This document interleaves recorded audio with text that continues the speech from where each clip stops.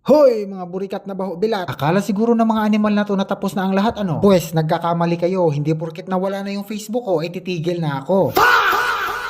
Sa dami ba naman ng kabit dito, hindi ako titigil sa paggagawa ng content na ganito. Oo, nawala yung 71,000 followers ko na account pero hindi yon dahilan para tumigil ako. Dahil maraming kabit nga ni.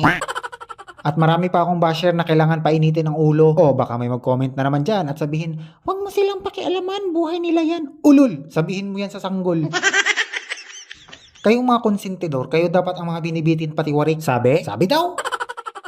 Ipinagtatanggol nyo pa yung mga animal na kabit, sila nga yung dahilan kung bakit maraming gusto mag-Taiwan. Imbes pumunta ng Taiwan para sa pangarap, pumunta ang puta para sa sarap.